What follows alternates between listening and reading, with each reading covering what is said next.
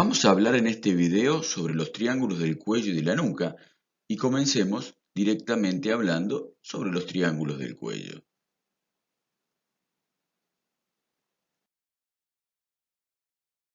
Los triángulos del cuello tienen una importancia anatómica y quirúrgica, estableciéndose una serie de parámetros anatómicos para poder determinar posiciones, abordajes quirúrgicos y sitios de importancia, y para ello se establecieron estos triángulos.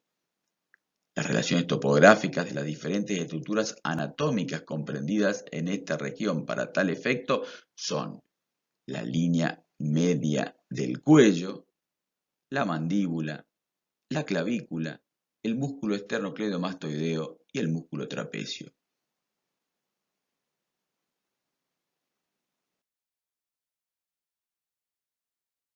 Para estudiar esta región de nuestro cuerpo, tenemos que ubicar al cuello lateralmente y el mismo presenta una forma cuadrilátera en el cual se describen 4 límites, siendo estos los siguientes. El límite anterior corresponde a la línea media anterior del cuello. El límite posterior corresponde al borde anterior del músculo trapecio. El límite superior está dado por el borde inferior de la mandíbula, continuándose hacia la apófisis mastoides, y el borde inferior se corresponde con la cara superior de la clavícula.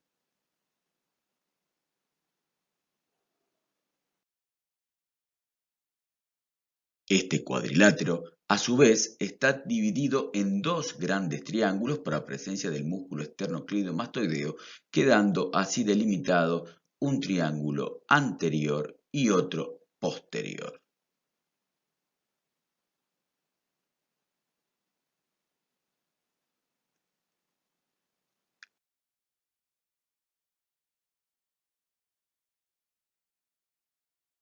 Comencemos a describir el triángulo anterior del cuello.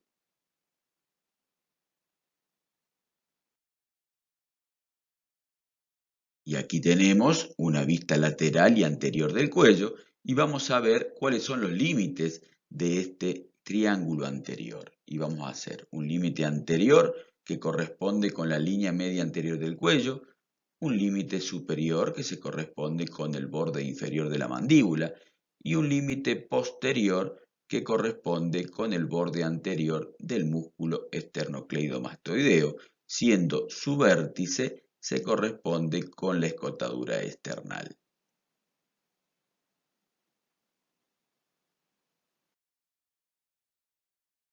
El triángulo anterior, por la presencia del músculo digástrico y por el vientre superior o anterior del músculo omoideo, lo dividen en 4 triángulos, que estos son el triángulo digástrico o submandibular, el triángulo submentoniano o suprayoideo, el triángulo carotidio y el triángulo muscular. Es decir, que ese triángulo anterior que delimitamos anteriormente, por la presencia de este músculo digástrico, tanto vientre anterior y posterior, y el músculo omoioideo a través de su vientre superior o anterior, lo dividen en 4 triángulos. Veámoslos a estos 4 triángulos a través de otras imágenes. Y aquí lo tenemos en una vista lateral y anterior del cuello. Describamos o repasemos esos 4 triángulos dentro del triángulo anterior. Y aquí tenemos el triángulo digástrico o submandibular, el triángulo submentoniano o suprayoideo, el triángulo carotidio y el triángulo muscular o carotidio inferior u homotraqueal.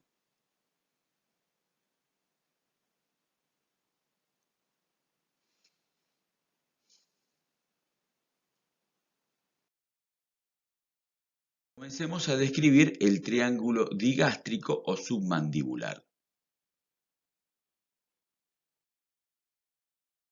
Este triángulo digástrico o submandibular presenta los siguientes límites. Un límite superior dado por el borde inferior de la mandíbula, un límite anterior dado por el vientre anterior del digástrico y un límite posterior dado por el vientre posterior del digástrico. El piso lo forman los músculos miloioideo, hiogloso y constrictor medio de la faringe, mientras que el techo lo forman la piel, fascia superficial con el músculo platismo cutáneo del cuello y fascia cervical profunda del cuello. El contenido de este triángulo está ocupado mayormente por la glándula submandibular, por ganglios linfáticos submandibulares, parte inferior de la parótida, nervio hipogloso mayor o 12 par craneal, nervio miloioideo y lingual y a veces ramos del tronco cervicofacial. También lo ocupan la arteria facial submentoniana y miloioidea y la vena facial submentoniana y lingual.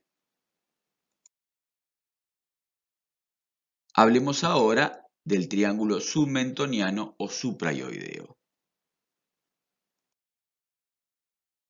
Este triángulo submentoniano o supraioideo presenta los siguientes límites o bordes: un borde lateral formado por el vientre anterior del digástrico, un borde medial formado por la línea media anterior del cuello y un borde inferior formado por el hueso hioides. El piso de este triángulo está formado por el músculo miloioideo, mientras que el techo lo forman la piel, fascia superficial con el músculo platismo cutáneo del cuello y fascia cervical profunda del cuello.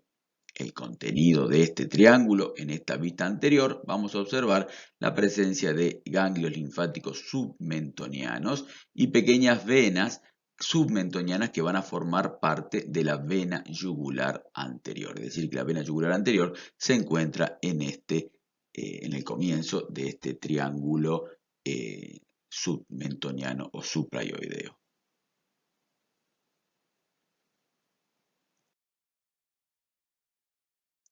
Hablemos ahora del triángulo carotidio. Y aquí tenemos de nuevo nuestra vista lateral y anterior del cuello. Y vamos a decir que el triángulo carotidio presenta los siguientes límites. Un límite superior dado por el vientre posterior del digástrico. Un límite posterior dado por el borde anterior del músculo esternocleidomastoideo. Y un límite anterior que está dado por el borde posterior del vientre superior o anterior del músculo omoioideo. El piso lo dan los músculos tiroioideo, hiogloso y constrictor medio e inferior de la faringe, mientras que el techo lo forma la piel con su fascia superficial, el músculo platismo cutáneo del cuello y la fascia cervical profunda. El contenido de este triángulo vamos a ver que presenta a la vaina carotidia, que contiene la arteria carótida común y sus ramas, vena yugular interna y sus tributarias, carótida interna, carótida externa y algunas de sus ramas, el seno carotidio, el nervio vago, el nervio hipogloso mayor o 12 par craneal y su raíz del asa cervical, el nervio accesorio o 11 par craneal o espinal, parte superior de la laringe e inferior de la faringe, ganglios linfáticos profundos, parte del plexo cervical y pequeña parte de la glándula tiroides.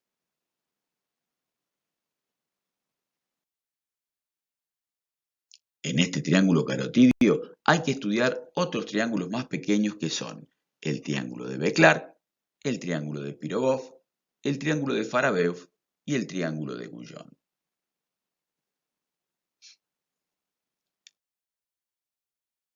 Triángulo de Bécquer está limitado atrás por el borde posterior del músculo hiogloso, abajo por el borde superior del hioides, arriba y adelante por el vientre posterior del músculo digástrico, el techo la glándula submandibular. Por este triángulo pasa el nervio hipogloso mayor, la arteria lingual y venas linguales superficiales. Veámoslo ahora a este triángulo en una imagen. Y aquí lo tenemos, al triángulo de Bécquer, en donde presentaba un borde posterior o hacia atrás, el borde posterior del músculo hiogloso, hacia abajo el hioides y hacia arriba el vientre posterior del digástrico. Por este triángulo pasaba el nervio hipogloso mayor y la arteria lingual y las venas linguales superficiales.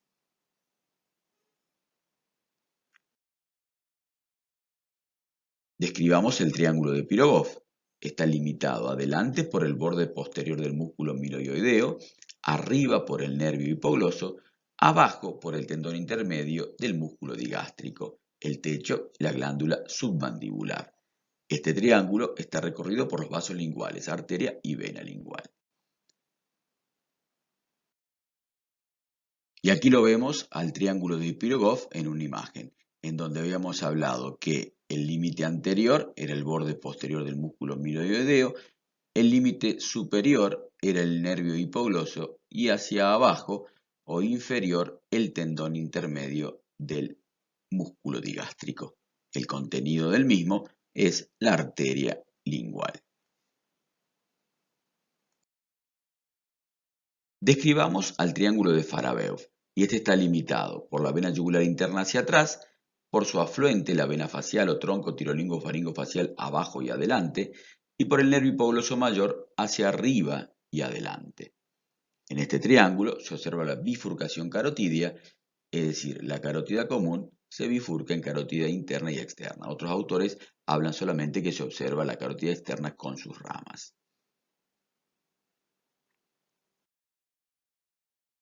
Y aquí lo vemos en un esquema a este triángulo de Farabeuf que estaba delimitado hacia atrás por la vena yugular interna, hacia abajo y adelante por el tronco tirolingo-faringofacial y hacia arriba y adelante por el nervio hipogloso. Y ahí se observa la bifurcación de la carótida común en carótida interna y carótida externa. Y algunos autores toman también como que se ve solamente la carótida externa con sus ramas.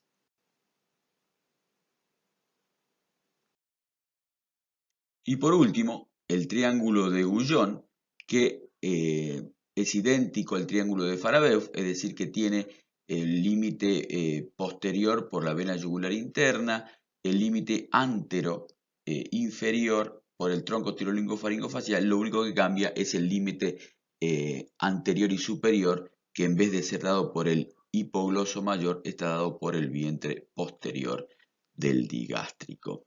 Estos triángulos sirven como referencia quirúrgica para localizar a los elementos que se encuentran dentro del triángulo carotidio. Por eso son muy importantes reconocerlos y conocerlos.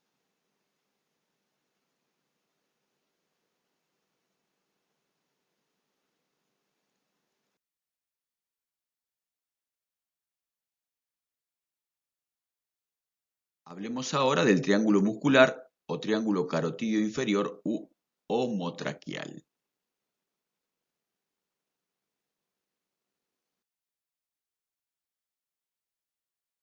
Este triángulo muscular presenta los siguientes límites. Un límite superior y lateral dado por el hueso ioides y borde anterior del vientre superior o anterior del homoioideo. Un límite anterior está dado por la línea media anterior del cuello y un límite inferior dado por el borde anterior del músculo esternocleidomastoideo. El contenido de este triángulo lo dan los músculos esternotiroideo, esternoioideo y tiroioideo, la glándula tiroides y paratiroides, la laringe, la tráquea y esófago, arteria tiroidea superior, vena tiroidea inferior y vena yugular anterior y el asa cervical.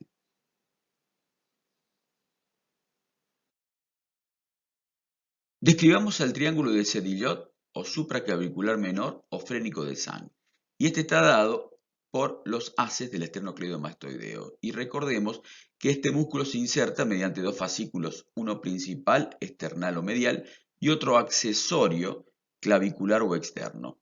Entre ambos y la cara superior de la clavícula se forma el triángulo de Sedillot. Este triángulo sirve como referencia para canalizar a la vena yugular interna.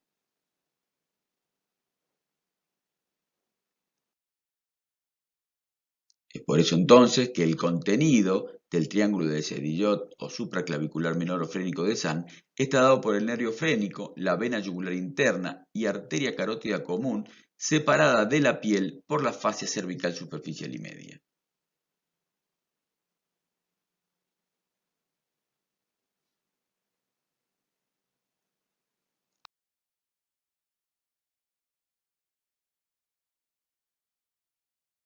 Hablemos ahora del triángulo posterior del cuello.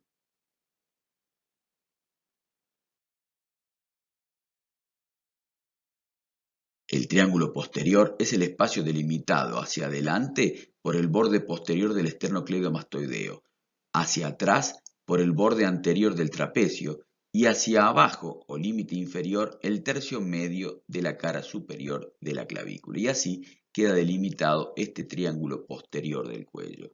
El vértice de este triángulo corresponde a la llegada del músculo esternocleidomastoideo y al trapecio en la línea nucal superior. El techo se corresponde con la aponeurosis cervical y el cutáneo del cuello o platisma, y el piso está cubierto por la capa prevertebral de la fascia cervical, el angular del omóplato, el esplenio de la cabeza, el elevador de la escápula y los escalenos posterior, medio y anterior.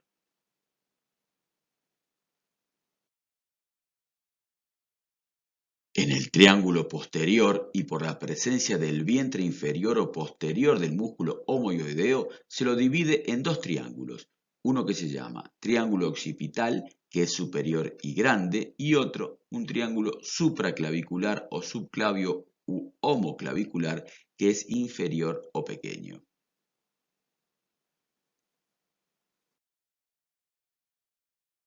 Describamos el triángulo occipital y sus límites son un límite anterior dado por el borde posterior del músculo esternocleidomastoideo. El límite posterior está dado por el borde anterior del músculo trapecio y el límite inferior está dado por el borde superior del vientre inferior o posterior del músculo homoioideo. El piso lo forman los músculos esplenio de la cabeza, elevador de la escápula o angular del omóplato y los escalenos. El contenido de este triángulo está dado por parte de la vena yugular externa, ramos posteriores del plexo cervical, el nervio accesorio, 11 par craneal o espinal, troncos del plexo braquial, tronco de la arteria cérvico-dorsal, arteria cervical transversa y ganglios linfáticos cervicales.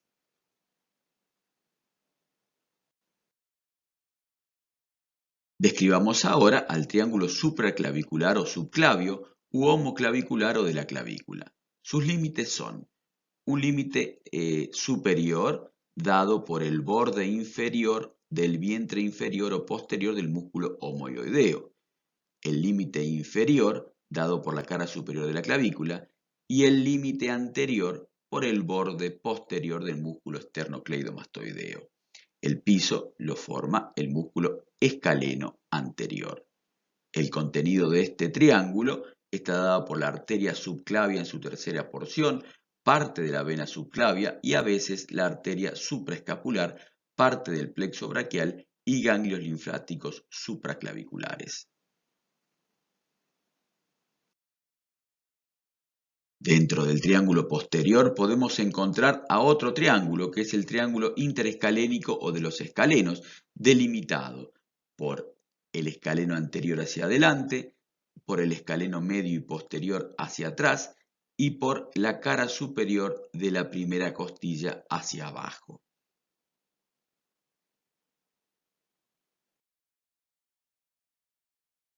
El contenido de este triángulo va a estar dado por la arteria subclavia que ocupa el suelo del triángulo y los troncos del plexo braquial que el tronco superior y medio cruzan por la parte superior de este triángulo, mientras que el tronco inferior cruza en la parte inferior por detrás de la arteria subclavia. Hay que tener en cuenta que la vena subclavia no cruza dentro del triángulo interescalénico. Y esto lo vamos a ver representado en las siguientes imágenes. Y aquí lo tenemos al triángulo interescalénico, delimitado hacia adelante por el músculo escaleno anterior, hacia atrás por el músculo escaleno medio y posterior, hacia abajo por la primera costilla y por dentro pasa la arteria subclavia y por fuera la vena subclavia. Recordemos que aparte de la arteria subclavia también pasan los troncos del plexo braquial, que ya lo vamos a ver ahora en esta próxima imagen. Pero esta imagen es para que vean que la vena subclavia pasa por fuera del triángulo interescalénico o de los escalenos.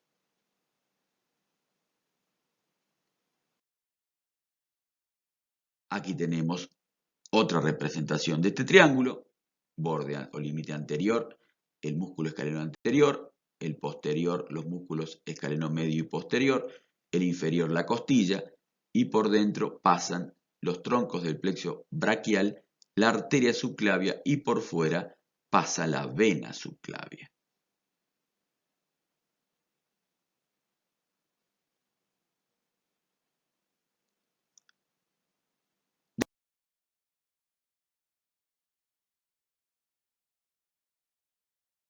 Describamos por último el triángulo de la nuca.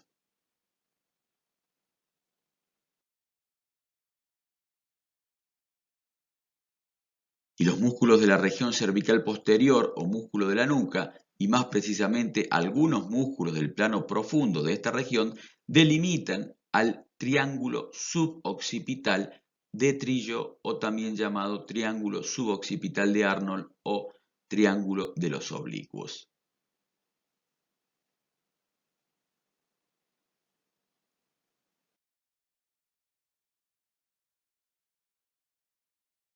Veamos los límites de este triángulo suboccipital de Trillo.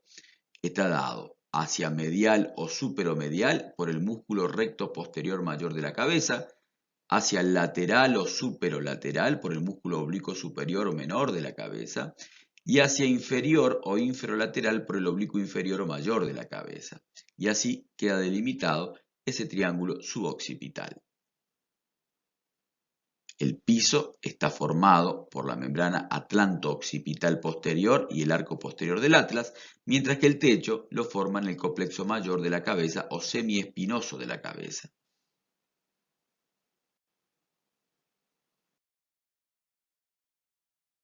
El contenido de este triángulo es que es atravesado por la rama posterior del primer nervio cervical que forma al nervio suboccipital y en el fondo se encuentra cruzando en forma transversal de lateral a medial la arteria vertebral ubicada en el surco del atlas. El nervio occipital mayor o gran nervio occipital de Arno, que es el cervical 2, cruza superficialmente la parte medial de este triángulo, llevando una dirección vertical luego de haber rodeado el borde inferior del músculo oblicuo mayor o inferior de la cabeza y así luego asciende para inervar los músculos de la nuca.